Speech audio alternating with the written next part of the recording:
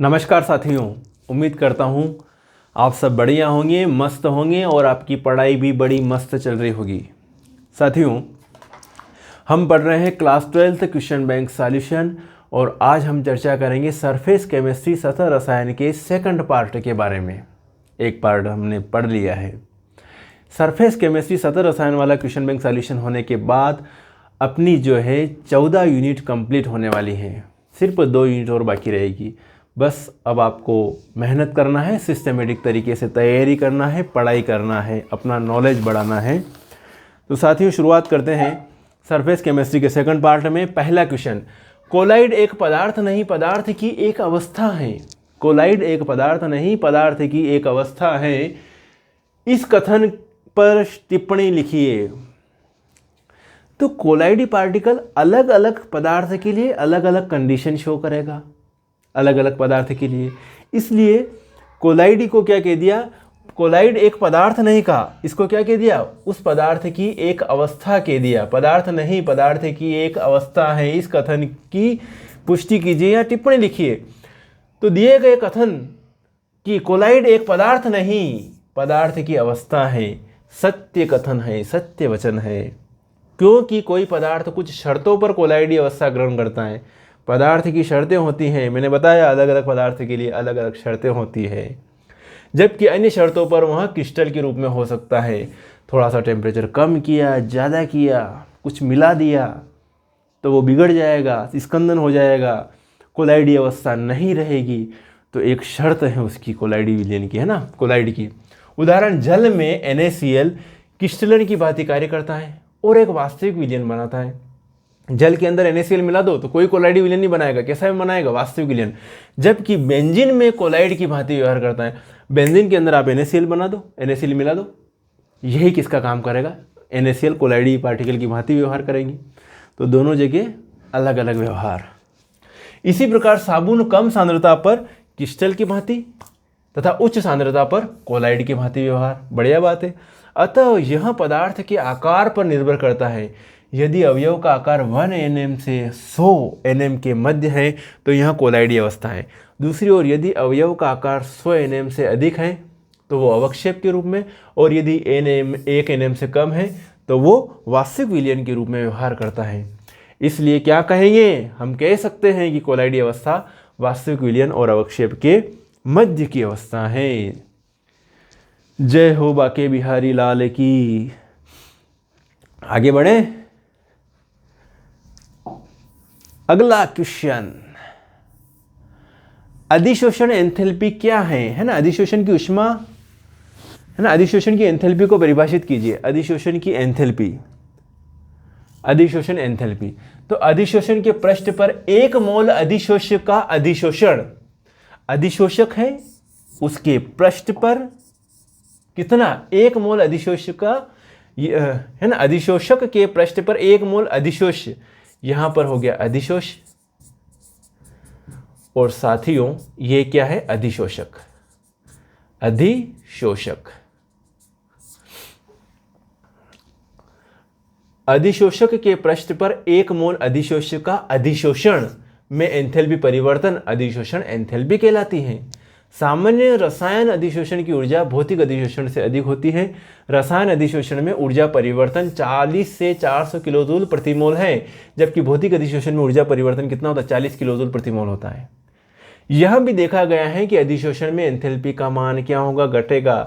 तो क्या आएगी एंथैल्पी। अतः अधिशोषण प्रक्रम के लिए ΔH भी नेगेटिव होगा, ΔS भी नेगेटिव होगा एंट्रोपी परिवर्तन, और गिब्स मुक्त ऊर्जा परिवर्तन भी नेगेटिव होगा। तो ΔH, ΔS, ΔG सभी क्या होंगे, नेगेटिव होंगे, क्योंकि इनका मान क्या होता है, घटता है। क्लियर। आगे बढ़ते हैं नेक्स्ट क्वेश्चन। साथियों नेक्स्ट क्वेश्चन, बढ़िया बात है। क्या बात है, एक तो वास्तविक विलयन, कोलाइड और स्कंदन में अंतर। स्कंदन, कोलाइड और वास्तविक विलयन में अंतर बताइए। बताइए साहब, बताएंगे ही सही। चलिए, वास्तविक विलयन में क्या, बहुत छोटे पार्टिकल होते हैं विलय के, है ना। तो 1 nm से कम होता है वास्तविक विलयन में, 1 nm से 100 nm, मतलब बीच की कंडीशन कोलाइडी पार्टिकल की साइज है, और स्कंदन में 100 nm से ज़्यादा होती हैं अवयवों का आकार, है ना। दृष्टता मतलब दिखने में कैसे, विलेय अवयव सूक्ष्मदर्शी से दिखाई देते हैं। विलेय अवयव आंखों से देखे जा सकते हैं और विलेय अवयव आंखों से भी देखे जा सकते हैं, है ना। विलेय अवयव आंखों से भी देखे जा सकते हैं, विलेय अवयव आंखों से देखे जा सकते हैं। ये विलेय अवयव सूक्ष्मदर्शी से देखे जा सकते हैं, आंखों से नहीं। पृथक्करण, विलेय को अलग फिल्टर से अलग किया जा सकता है, अलग अलग फिल्टर से अलग किया जा सकता है। विलेय को अल्ट्रा से अलग किया जा सकता है और सामान्य फिल्टर से अलग किया जा सकता है ना। यहाँ पर पृथक्करण, विलेय को अलग फिल्टर से अलग नहीं किया जा सकता, ये लिखना, नहीं किया जा सकता है। निथारना, विलेय निथारे जा सकते हैं और अलग किए जाते हैं डायरेक्ट। ये आगे टिंडल प्रभाव, टिंडल प्रभाव नहीं दिखाई देते वास्तविक विलयन, टिंडल प्रभाव दिखता है, नहीं देखा जा सकता है। ब्राउनी गति, विलेय कण दिखाते हैं, ब्राउनी गति दिखाते हैं और ब्राउनी गति नहीं दिखाते हैं। ये हो जाएगा आपके लिए।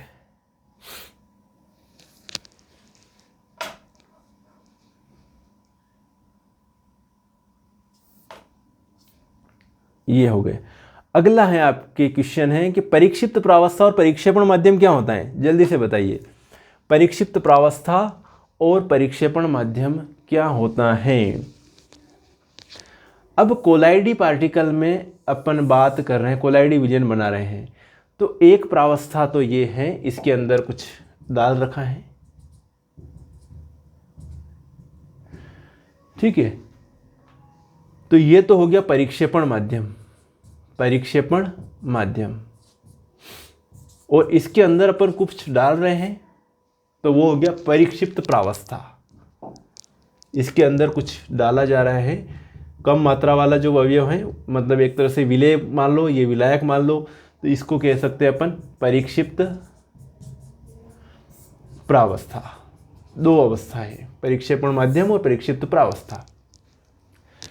तो कोलाइडी विलयन विषमांगी होता है, एक तो क्या बोल रहे हैं अपन, विषमांगी होता है, और इसमें दो प्रावस्थाएं होती है, सममांगी नहीं विषमांगी होता है। तो एक को अपन एक तरह से सामान्य भाषा में एक विलेय विलायक मान लो, जो ज़्यादा मात्रा में है वो परिक्षेपण माध्यम है, ठीक है। ज़्यादा मात्रा में है वो क्या है, परिक्षेपण माध्यम है।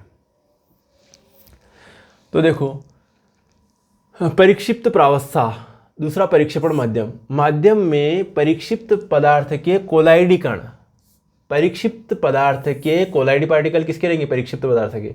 माध्यम में परिक्षिप्त पदार्थ के कोलाइडी कण परिक्षिप्त प्रावस्था बनाते हैं। तो जिस माध्यम में कोलाइडी कण परिक्षिप्त होते हैं, जिस माध्यम में कोलाइडी कण परिक्षिप्त होते हैं उसे परिक्षेपण माध्यम कहते हैं। उदाहरण के लिए गोल्ड के कोलाइडी विलयन में, गोल्ड क्या हो गया, गोल्ड का कोलाइडी विलयन बनाया तो गोल्ड क्या हो गया, परिक्षिप्त प्रावस्था। और जो वाटर है, जल है, वो क्या हो गया, परिक्षेपण माध्यम। तो गोल्ड के कोलाइडी विलयन में गोल्ड के कोलाइडी कण परिक्षिप्त प्रावस्था बनाते हैं तथा जल परिक्षेपण माध्यम है। जय हो। यहां तक क्लियर है। अगला क्वेश्चन देखते हैं। बहुत बढ़िया बढ़िया क्वेश्चन है, शानदार। 2-2 नंबर की क्वेश्चन है, ज़्यादा बड़े भी नहीं है। 2 नंबर की यूनिट है तो 2 नंबर की क्वेश्चन पूछेंगे, ज़्यादा थोड़ी पूछेंगे तुमसे क्या। अगला क्वेश्चन, क्या बात है, अभी थोड़ी पहले चर्चा हुई थी, शायद इससे पहले वाले लेक्चर में चर्चा हुई थी कि गंदले पानी को साफ करने के लिए फिटकरी का प्रयोग क्यों किया जाता है।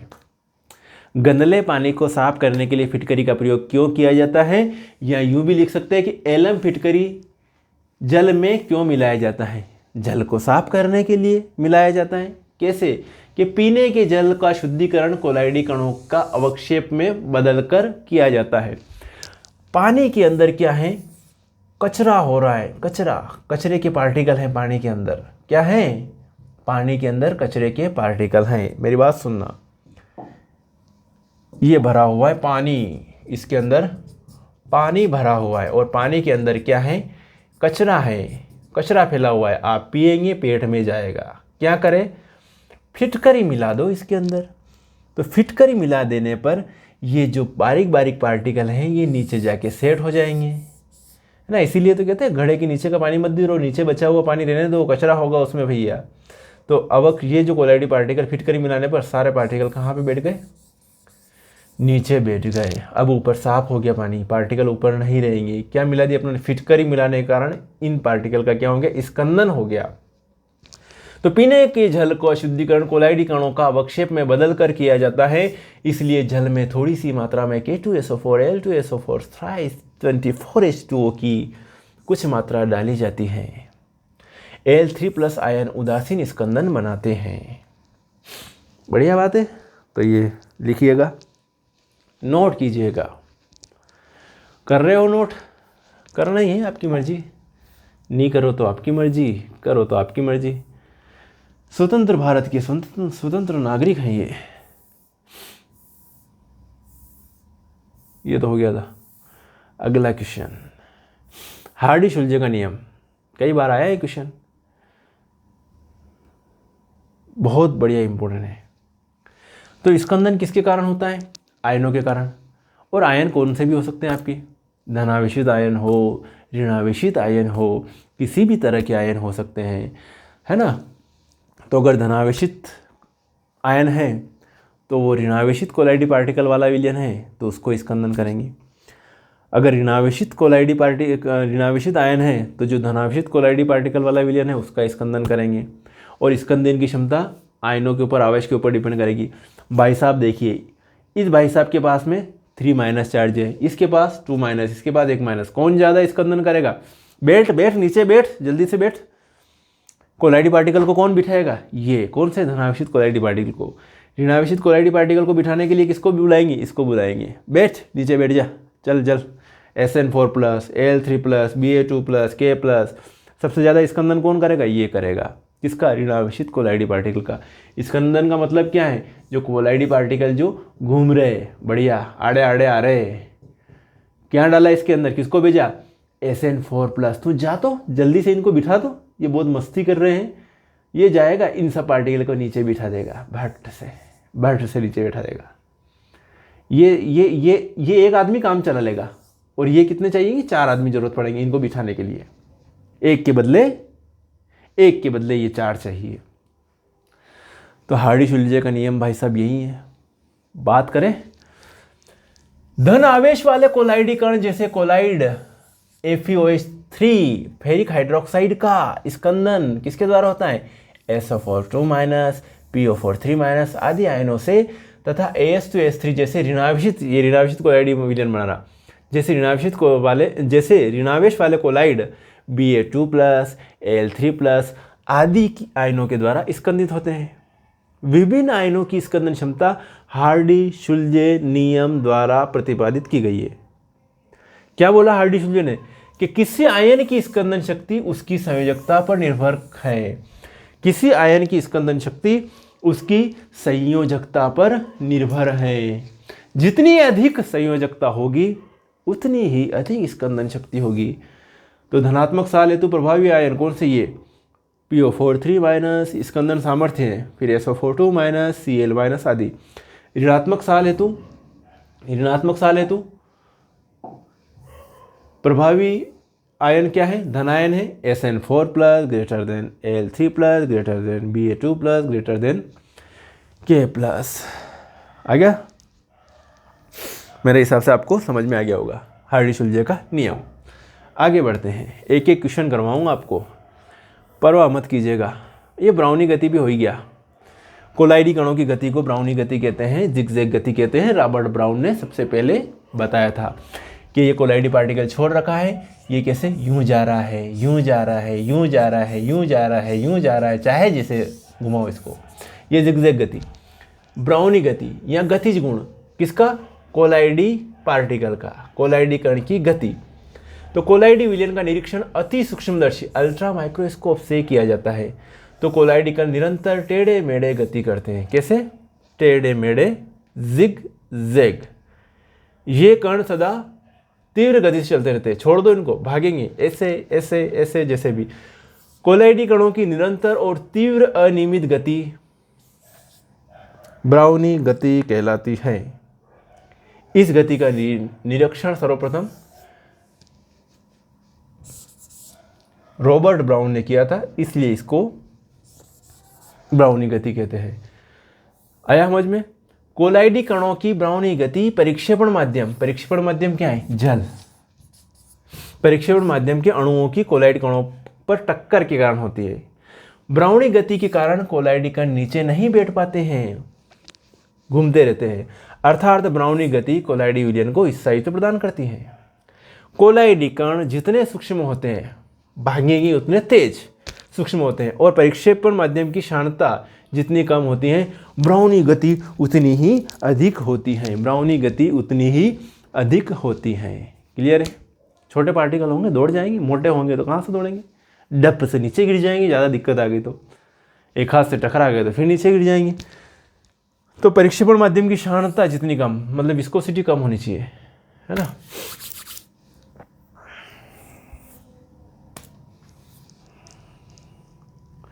आगे बढ़े, ब्राउनी गति वाला हो गया। स्क्रीनशॉट भी लेते जाना भैया, बाद में फिर दिक्कत आएगी, पूरा वीडियो देखना पड़ेगा फिर स्क्रीनशॉट लेने के लिए।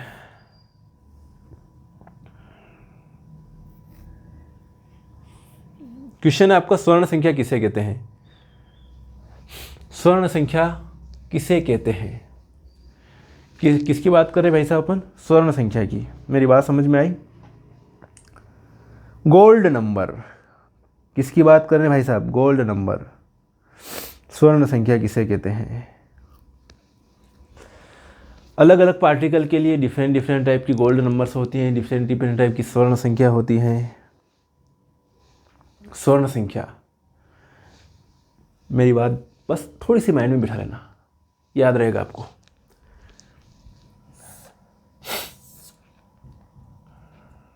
ये है भैया कोलाइडी विलयन, और कोलाइडी विलयन में कौन तैर रहे हैं? कोलाइडी पार्टिकल, कोलाइडी कण।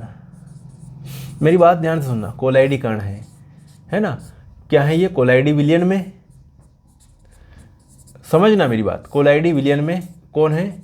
कोलाइडी पार्टिकल है। कोलाइडी विलयन कब कहेंगे? जब उसके अंदर कोलाइडी पार्टिकल है तो। अब मेरी बात सुनना ध्यान से, अगर इसके अंदर कोई विद्युत अपघट्य मिला दिया जाए, आप Na+ मिलाओ, SN4+ मिलाओ, Al3+ मिलाओ, ये सब इसके क्या है? कोलाइडी पार्टिकल के दुश्मन है। जैसे ये इस दुश्मन आ गया, ये सब इकट्ठे होंगे कोलाइडी पार्टिकल, और क्या होंगे? झुंड बनाएंगे। और जैसे इन्होंने झुंड बनाने की कोशिश करी, धमाक से नीचे गिर जाएंगे, स्कंदन हो जाएगा, प्रेसिपिटेशन हो जाएगा। क्या करें अब? इधर से ये आ रहा है Na+, इनको ख़त्म करने के लिए हमने इधर से रक्षी कोलाइड को छोड़ रखा है। किसको छोड़ रखा है? रक्षी कोलाइड। रक्षी कोलाइड, और रक्षी कोलाइड अगर डालेंगे तो ये उधर से आएगा, तो भी इसका स्कंदन नहीं होने देगा। बोले चलो कोलाइडी पार्टिकल तुम तुम्हारा काम करो, विलयन में बने रहो, हमें विलयन की आवश्यकता है, कोलाइडी विलयन की। मेरी बात सुनना, तो रक्षी कोलाइड अगर मिला देंगे तो उस कंडीशन में अगर आप Na+ भी डाल रहे हो, इसके अंदर विद्युत अपघट्य भी डाल रहे हैं, तो भी स्कंदन नहीं होगा, मतलब कोलाइडी पार्टिकल झुंड बना के नीचे नहीं जाएंगे। मेरी बात समझ में आई? तो क्या मिला है इसके अंदर? रक्षी कोलाइड। और रक्षी कोलाइड अलग अलग होते हैं, जैसे जिलेटिन होता है, हीमोग्लोबिन होता है, एल्ब्यूमिन होता है। अब ये होता है कि रक्षी कोलाइड की मिलीग्राम में मात्रा, तो क्या करते हैं कि जैसे कि जिलेटिन है, जिलेटिन की स्वर्ण संख्या होती है, जिलेटिन की स्वर्ण संख्या होती है भैया 0.0005 से 0.08, ये स्वर्ण संख्या होती है। और अगर मैं कहूँ कि स्टार्च की, तो स्टार्च की ज़्यादा होती है, कितनी होती है? 20 से 25 स्वर्ण संख्या, बहुत ज़्यादा। अब कौन अच्छा रक्षी कोलाइड है? थोड़ा सा मिलाना पड़ रहा है, इतनी सी मात्रा, और स्कंदन को रोक रहा है, तो अच्छा रक्षी कौन है? जिलेटिन। बेकार कौन है? स्टार्च। बहुत ज़्यादा मिलाना पड़ रहा है भैया, मेरी बात समझे? तो विभिन्न रक्षी कोलाइड, स्टार्च हो सकता है, जिलेटिन हो सकता है, हीमोग्लोबिन हो सकता है। तो विभिन्न रक्षी कोलाइड क्यों मिला रहे? कोलाइडी विलयन की रक्षा करने के लिए। अगर ये नहीं मिलाएंगे तो अगर विद्युत अपघट्य आ गया तो सारे कोलाइडी पार्टिकल नीचे बैठ जाएंगे, अवक्षेप बना लेंगे, स्कंदन हो जाएगा। तो विभिन्न रक्षी कोलाइड की रक्षण शक्ति भिन्न भिन्न होती है। जिग्मोंडी ने 1901 में इनकी आपेक्षिक रक्षण शक्ति ज्ञात करने के लिए एक संख्या निर्धारित की जो स्वर्ण संख्या कहलाती है। स्वर्ण संख्या की परिभाषा अब देखना, यह संख्या मिलीग्राम में, किसमें? मिलीग्राम में भाई साहब, मिलीग्राम में। मिलीग्राम में यह संख्या मिलीग्राम में रक्षी कोलाइड की वह मात्रा है जो दिए गए स्वर्ण, ये कोलाइड विलयन किसका है? स्वर्ण का। स्वर्ण कोलाइड विलयन के 10 ml में उपस्थित होने पर उसका 1 ml, 10 ml है, 10 ml में कितनी मात्रा है इसकी मिलीग्राम में, और उसके अंदर 10 ml में उपस्थित होने पर उसका 1 ml 10% है उसका, मतलब 10, उसके अंदर 1 ml NaCl मिला दो। 10 ml आपका ये है, 10 ml क्या है आपका? कोलाइड विलयन है। अब उसके अंदर 1 ml भाई साहब ये मिला दो, क्या मिला दो? NaCl, तो क्या हो जाएगा? स्कंदन हो जाएगा। लेकिन इसी के सापेक्ष अपन रक्षी कोलाइड की मात्रा मिला दें ये, तो फिर स्कंदन नहीं होगा, तो स्कंदन होने से रोकती है। तो यह संख्या मिलीग्राम में रक्षी कोलाइड की वह मात्रा है जो दिए हुए स्वर्ण कोलाइड विलयन के 10 ml में उपस्थित होने पर उसका 1 ml NaCl विलयन द्वारा स्कंदन होने से रोकती है। अतः स्वर्ण संख्या अधिक होने पर स्कंदन शक्ति कम होती है, स्वर्ण संख्या ज़्यादा है तो इसकी स्कंदन क्षमता क्या है? कम है। ध्यान रखना, स्वर्ण संख्या ज़्यादा है, स्कंदन क्षमता कम है। इसकी स्वर्ण संख्या कम है, 0.0005 से 0.08 है, तो ये स्कंदन के लिए जिलेटिन बढ़िया काम करेगा। कुछ रक्षी कोलाइड की स्वर्ण संख्या नीचे सारणी में दी गई है। मेरी बात समझ रहे हो? समझ रहे हो? बिल्कुल समझ रहे होंगे। आगे बात करें, ये कुछ दे रखा है भाई साहब इसको, द्रव स्नेही कोलाइड की स्वर्ण संख्या, जिलेटिन की स्वर्ण संख्या बहुत अच्छा रक्षी कोलाइड है, ये स्वर्ण संख्या कम है। फिर हीमोग्लोबिन है, एल्ब्यूमिन है, गम अरेबिक है, डेक्सिन है, स्टार्च है। मेरी बात समझ गए होंगे आप? क्लियर है? तो ये हो गया स्वर्ण संख्या के बारे में। अब इसी में कोलाइडों की रक्षण शक्ति क्या होती है, रक्षी कोलाइड किसे कहते हैं? तो रक्षी कोलाइड की डेफिनेशन भी इसी में से लिख लेना। ये जो मैंने बताया था सारी चीज़ें वो की वही हैं कि किसी द्रव स्नेही कोलाइड में की कुछ मात्रा, किसी द्रव स्नेही कोलाइड की कुछ मात्रा की उपस्थिति द्रव विरोधी कोलाइड के स्थायित्व को बढ़ा देती है। कोई द्रव स्नेही कोलाइड मिला दिया जाए, ठीक है, द्रव स्नेही कोलाइड मिला दिया जाए किसी विलयन में, और वो द्रव विरोधी कोलाइड विलयन है, उसके अंदर द्रव स्नेही कोलाइड मिला दिया जाए तो उसकी जो स्थायित्व क्या हो जाता है? बढ़ जाता है। द्रव स्नेही कोलाइड की उपस्थिति में द्रव विरोधी कोलाइड पर विद्युत अपघट्य विलयन का स्कंदन प्रभाव कम हो जाता है। उदाहरण के लिए अभी जो दिया था, गोल्ड के द्रव विरोधी कोलाइड विलयन में क्या मिला दे? जिलेटिन, बहुत अच्छा रक्षी कोलाइड है, कुछ जिलेटिन मिलाने पर NaCl का स्कंदन प्रभाव नष्ट हो जाता है। अतः हम कह सकते हैं कि द्रव स्नेही कोलाइड की उपस्थिति द्रव विरोधी कोलाइड को स्थायित्व देती है और विद्युत अपघट्य के स्कंदन प्रभाव से उसका रक्षण करती हैं। इस प्रकार के द्रव स्नेही कोलाइड रक्षी कोलाइड कहलाते हैं और इनका प्रभाव रक्षी क्रिया कहलाता है। तो रक्षी कोलाइड के बारे में यहाँ से यहाँ तक, ओके। और अलग अलग रक्षी कोलाइड की क्षमता अलग अलग होती है, जैसे मैंने बताया था कि विभिन्न रक्षी कोलाइडों की रक्षण शक्ति भिन्न भिन्न होती है। जिग्मोंडी ने सन 1901 में इनकी आपेक्षिक रक्षक शक्ति ज्ञात करने के लिए एक संख्या निर्धारित की जो स्वर्ण संख्या कहलाती है। ये मैंने आपको डेफिनेशन बता ही दी। अभी आगे बढ़े, वैसे आ गया था ये परिक्षिप्त परावस्था और परिक्षेपण माध्यम क्या होता है। परिक्षिप्त परावस्था और परिक्षेपण माध्यम,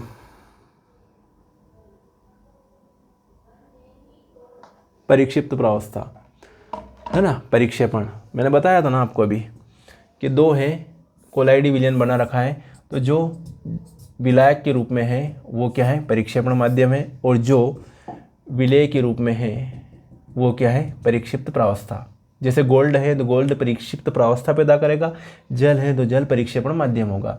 तो यहाँ कोलाइडी विलयन में विलेय पदार्थों के कणों की प्रावस्था है। परिक्षेपण माध्यम यह विलायक माध्यम है जिसमें विलेय के कण वितरित रहते हैं। जैसे गोल्ड है, इसके अंदर गोल्ड का कोलाइडी विलयन बनाया तो गोल्ड क्या है? परिक्षिप्त प्रावस्था, और जल क्या है? परिक्षेपण माध्यम। उदाहरण, गोल्ड के कोलाइडी विलयन में गोल्ड के कोलाइडी कण परिक्षिप्त प्रावस्था बनाते हैं तथा जल परिक्षेपण माध्यम है। क्लियर? जय हो। पेप्टीकरण, ये भी आ गया था बेटा, डबल रिपीट हो रहा है, पढ़ लेते क्या फ़र्क पड़ रहा।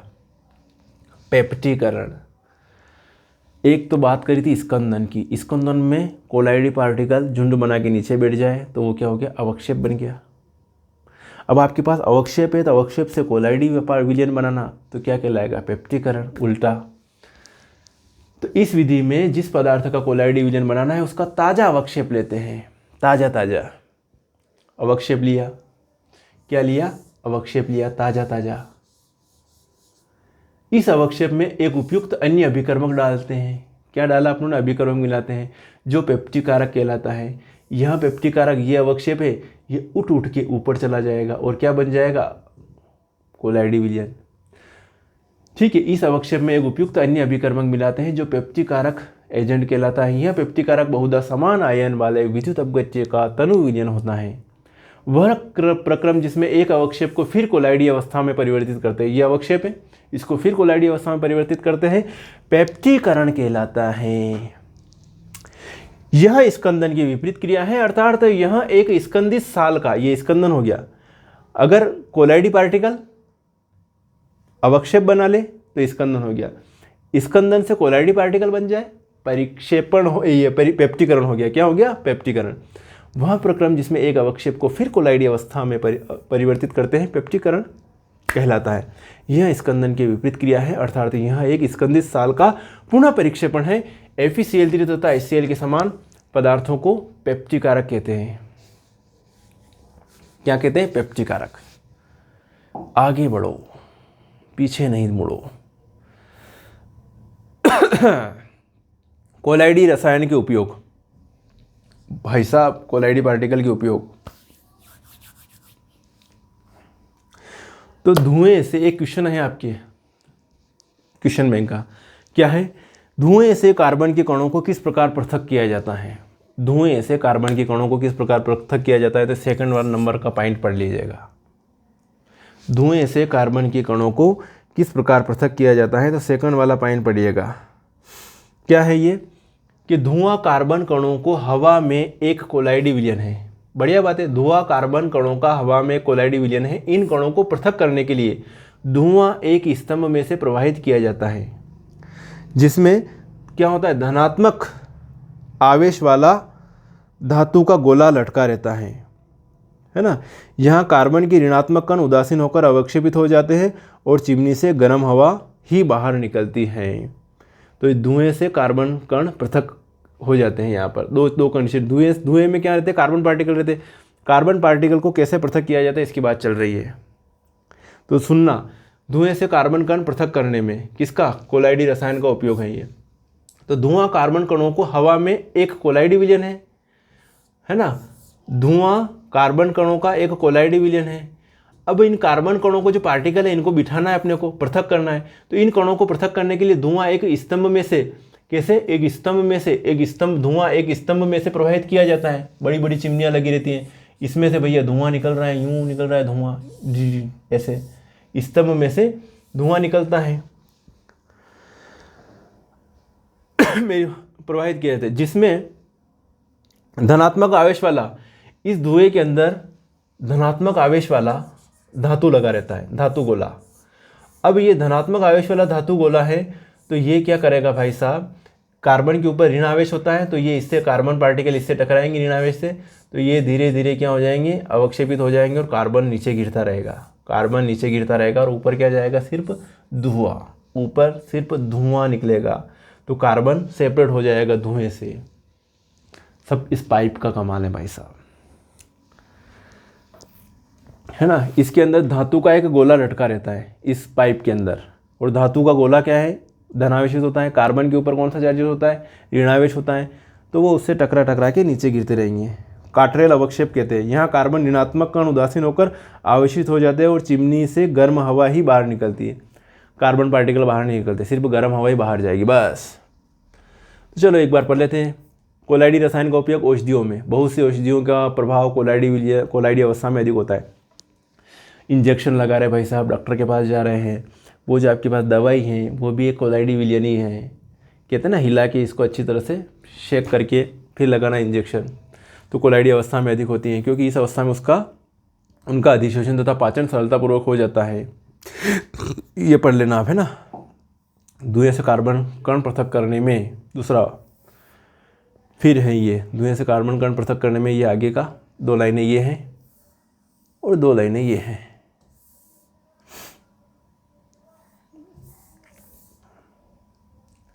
सभी के इसके स्कैन कर करके आपके लिए अवेलेबल करवाए। मल से गंदगी पृथक करने में भी होता है इसका उपयोग। रबर उद्योग में होता है उपयोग किसका? कोलाइडी विजन का। जल शोधन में करते हैं, फिटकरी डालते हैं पानी के अंदर तो जल शोधन में हो जाता है। नदियों में डेल्टा जो बनते हैं ना ऐसे, वो भी किसके कारण होते हैं? कोलाइडी पार्टिकल के कारण ही होता है ना। रेत के कण क्या होते हैं? ऋणात्मक होते हैं और उसके कारण जो पानी आता है धनावेशित पार्टिकल होते हैं, वो आसपास आके जमने लगते हैं। डेल्टा का बनना। समुद्र के जल में क्या रहता है? सोडियम क्लोराइड रहता है। वह अन्य विद्युत अपघट्य उपस्थित होते हैं। जब नदी समुद्र के जल में मिलती है तो उनमें उपस्थित मिट्टी, रेत आदि के ऋणावेशित कोलाइडी कण समुद्र के जल में उपस्थित विद्युत अपघट्य द्वारा अवक्षेपित हो जाते हैं, जिससे डेल्टा बन जाता है। समझ में आया? आकाश का नीला दिखाई देना। वायुमंडल में धूल आदि के कोलाइडी कण नीले रंग के प्रकाश का प्रकीर्णन करते हैं और शेष रंगों को अवशोषित कर लेते हैं, इसलिए आकाश नीला दिखाई पड़ता है। अन्य उद्योगों में होता है। स्क्रीनशॉट लीजिएगा भाई साहब। चलिए, तो ये हो गए, क्या बात करी थी अपनों ने, याद करोगे? कोलाइडी रसायन के उपयोग औषधियों में, धुएं से कार्बन कण पृथक करने में, हेडिंग मल से गंदगी पृथक करने में, रबर उद्योग में, जल शोधन में, डेल्टा को बनाने में, आकाश का नीला दिखाई पड़ना, अन्य उद्योगों में फोटोग्राफी फिल्में बनाने के लिए, फिल्म पर जिलेटिन से रक्षित सिल्वर ब्रोमाइड के कोलाइडी विलयन की पतली परत चढ़ाई जाती है। कपड़े रंगने के लिए रंग स्थापकों में, चमड़ा उद्योग में, शर्करा उद्योग में।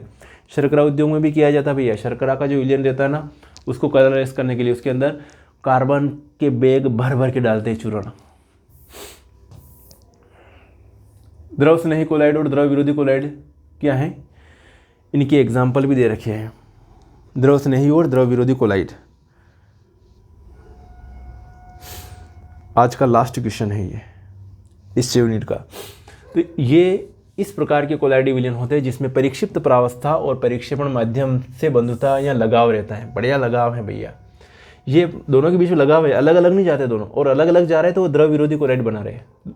अंदर डाल दिए, लड़ाई कर रहे हैं, द्रव विरोधी कोलाइड, है ना। तो बंधुता या लगाव रहता है, मतलब परिक्षिप्त प्रावस्था और परिक्षेपण माध्यम दोनों के बीच में दोस्ती हो जाती है, मस्त रह रहे आराम से। ये प्रायः कोलाइडी विलयन स्थायित्व युक्त होते हैं। ये विलयन दोनों प्रावस्थाओं के बीच प्रबल आकर्षण के कारण स्वयं ही स्थायित्व युक्त होते हैं। इस प्रकार के कोलाइडी विलयन उत्क्रमणी प्रकृति के होते हैं। वाष्पन करने के पश्चात प्राप्त ठोस को सरलतापूर्वक परिक्षेपण माध्यम से मिलाने पर पुनः कोलाइडी विलयन प्राप्त हो जाता है। बढ़िया बात है। गोंद को पानी में मिला दो, गोंद मस्त हो जाएगा, द्रव स्नेही कोलाइड विलयन बन गया। ठीक है, जिलेटिन मिला दो, मस्त हो जाएगा जिलेटिन, द्रव स्नेही कोलाइड विलयन बनाएगा।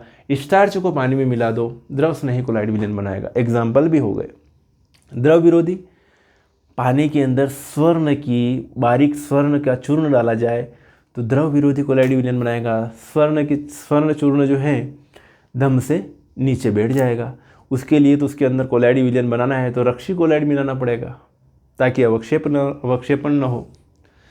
तो इस प्रकार के कोलाइडी विलयन में परिक्षिप्त प्रावस्था के कणों की परिक्षेपण माध्यम के साथ किसी प्रकार की बंधुता या आकर्षण नहीं होता, जबरदस्ती रह रहे भैया हो। इस प्रकार विलयन कम स्थायी होता है द्रव विरोधी कोलाइड, तथा आसानी से बनाए भी नहीं जा सकते। विशेष विधियां प्रयुक्त किए जाती हैं भैया। इस प्रकार के कोलाइड विलयन में अल्प मात्रा में विद्युत अपघट्य मिलाने पर या गर्म करने पर आसानी से अवक्षेपण या स्कंदन हो जाता है। कुछ बाहरी पदार्थ मिला तो पहले तो इनके बीच बन नहीं रही होता ना, कोई दो आदमी के बीच पहले कम बन रही है और फिर थोड़ी सी आग लगा दो उनके बीच में, साले फिर अलग हो जाएंगे, नाराज हो के वापस नीचे बैठ जाएंगे कोलाइडी पार्टिकल, स्कंदन बना दिया। रह रहे एक ही घर में लेकिन अलग अलग रह रहे भैया, एक ही बिल्डिंग में रह रहे लेकिन बहुत दिक्कत है। तो कोई बाहरी पदार्थ मिला दिया जाए विद्युत अपघट्य तो धड़ल्ले से ये तो कोलाइडी पार्टिकल अलग, पानी अलग, नीचे बैठ जाएगा कोलाइडी पार्टिकल, स्वर्ण पार्टिकल जो भी है। तो इस प्रकार की कोलाइडी विलयन में अल्प मात्रा में विद्युत अपघट्य मिलाने पर गर्म करने पर आसानी से अवक्षेपण या स्कंदन हो जाता है। अगर विद्युत अपघट्य तो लड़ाने का काम करता है और अलग अलग करने का काम करता, रक्षी कोलाइड बेचारा समझाने का काम करता, अरे भाई रहो रहो साथ में, एक ही परिवार के हो, तुमको साथ में तो रहना है, फिर लड़ाई क्यों कर रहे हो। तो ये होता है, गर्म करने पर आसानी से अवक्षेपण या स्कंदन हो जाता है। अनुत्क्रमणी प्रकृति के होते हैं, नाराज हो गए तो वापस एक होंगे नहीं। विलयन के वाष्पन के बाद प्राप्त ठोस को पुनः परिक्षेपण माध्यम से मिलाने पर कोलाइडी विलयन वापस एक बार नाराज हो गए तो फिर ये आपस में नहीं मिलेंगे, बहुत खतरनाक काम है।